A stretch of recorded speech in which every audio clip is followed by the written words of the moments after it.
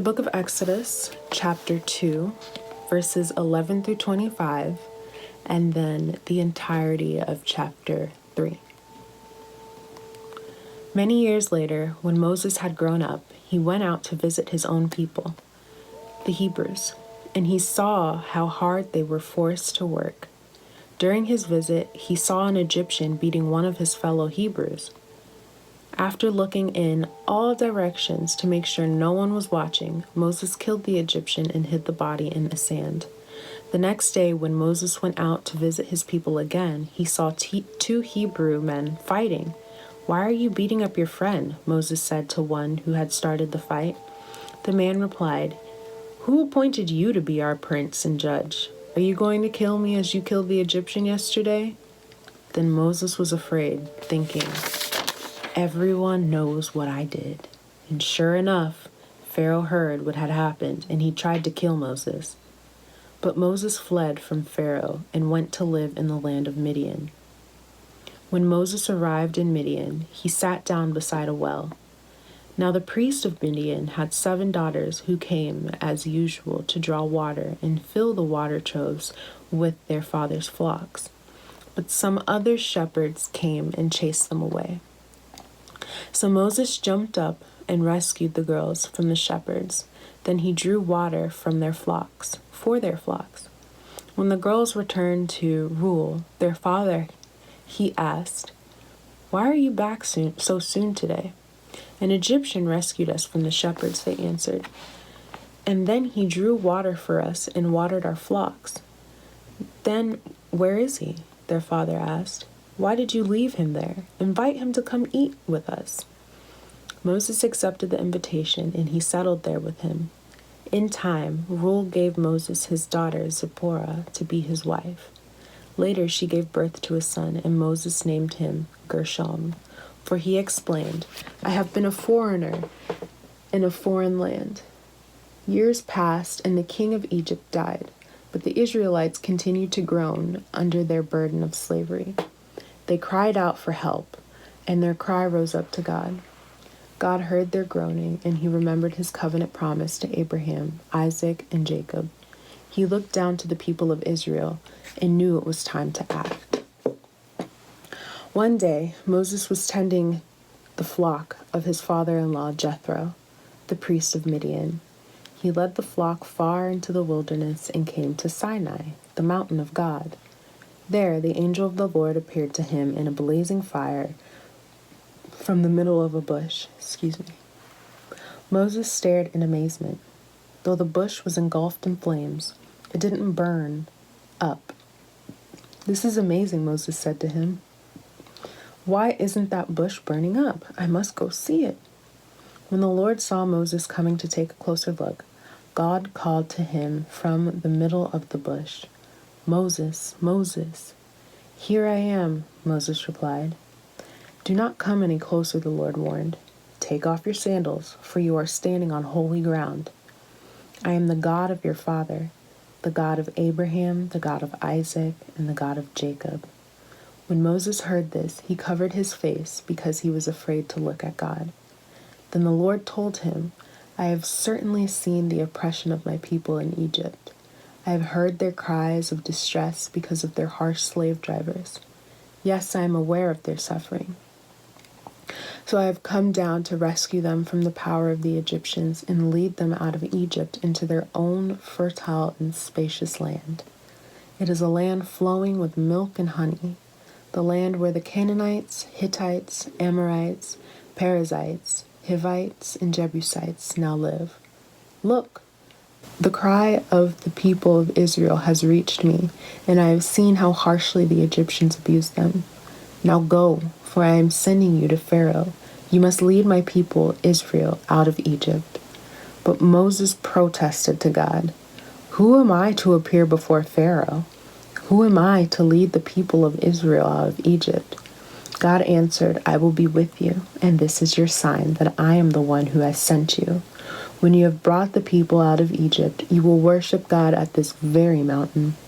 But Moses protested, "If I go to the people of Israel and tell them, 'The God of your ancestors has sent me to you,' they will ask me, 'What is his name?' Then what should I tell them? God replies to Moses, I am who I am. Say this to the people of Israel. I am has sent me to you. God also said to Moses, say this to the people of Israel. Yahweh, the God of your ancestors, the God of Abraham, the God of Isaac, and the God of Jacob has sent me to you. This is my eternal name, my name to remember for all generations. Now go and call together all the elders of Israel. Tell them, the Lord, the God of your ancestors, the God of Abraham, Isaac, and Jacob, has appeared to me. He told me, I have been watching closely, and I see how the Egyptians are treating you.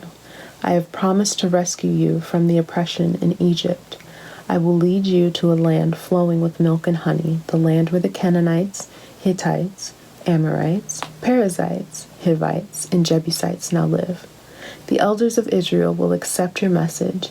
Then you and the elders must go to the king of Egypt and tell him, the Lord, the God of the Hebrews, has met with us.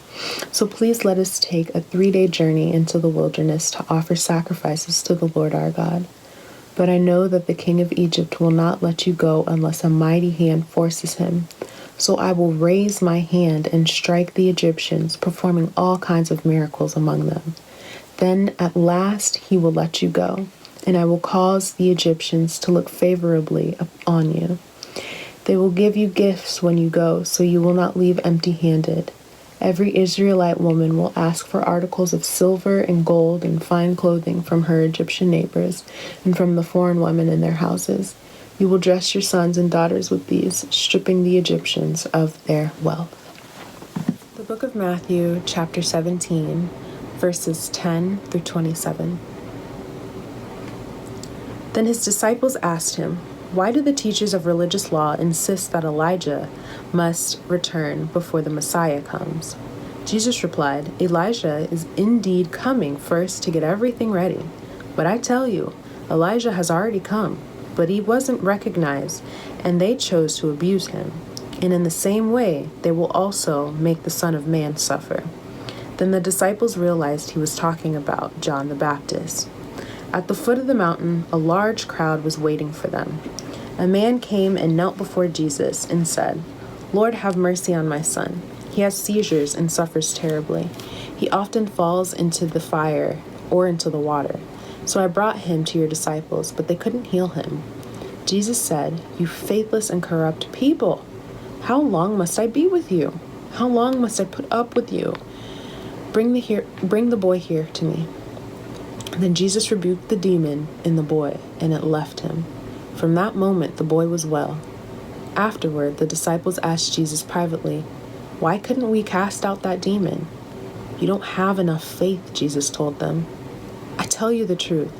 If you had faith even as small as a mustard seed, you could say to this mountain, move from here to there, and it would move.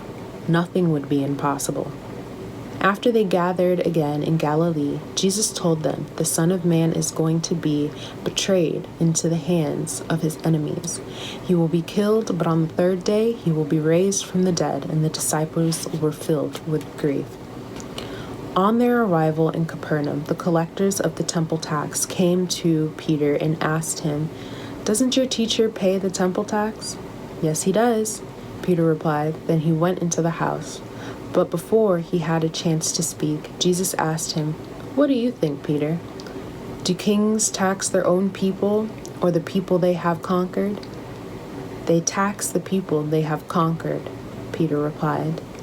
Well then, Jesus said, the citizens are free. However, we don't want to offend them, so go down to the lake and throw in a line. Open the mouth of the first fish you catch, and you will find a large silver coin.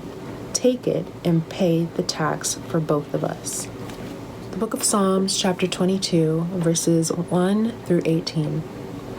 My God, why have you abandoned me? Why are you so far away when I groan for help? Every day I call to you, my God, but you do not answer. Every night you hear my voice, but I find no relief. Yet you are holy, enthroned on the praises of Israel. Our ancestors trusted in you, and you rescued them. They cried out to you and were saved. They trusted in you and were never disgraced. But I am a worm and not a man. I am scorned and despised by all. Everyone who sees me mocks me. They sneer and shake their heads, saying, "Is this the one who relies on the Lord? Then let the Lord save him. If the Lord loves him so much, let the Lord rescue him." Yet you brought me safely from my mother's womb and led me to trust you at my mother's breast. I was thrust into your arms at my birth. You have been my God from the moment I was born. Do not stay so far from me, for trouble is near, and no one else can help me. My enemies surround me like a herd of bulls. Fierce bulls of Bashan have hemmed me in. Like lions, they open their jaws against me, roaring and tearing into their prey. My life is poured out like water, and all my bones are out of joint. My heart is like wax melting within me. My strength has dried up like sun-baked clay. My tongue sticks to the roof of my mouth. You have laid me in the dust and left me for dead. My enemies surround me like a pack of dogs. An evil gang closes in on me. They have pierced my hands and feet. I can count all my bones. My enemies stare at me and gloat. They divide my garments among themselves and throw dice for my clothing. Book of Proverbs, chapter 5, verses 7 through 14. So now, my sons, listen to me. Never stray from what I am about to say. Stay away from her. Don't go near the door of her house. If you do, you will lose your honor and will lose to merciless people all you have achieved. Strangers will consume your wealth, and someone else will enjoy the fruit of your labor. In the end, you will groan in anguish when disease consumes your body. You will say, "How I hated discipline. If only I had not ignored all the warnings. Oh, why didn't I listen to my teachers? Why didn't I pay attention to my instructors? I have come to the brink of utter ruin, and now I must face public disgrace."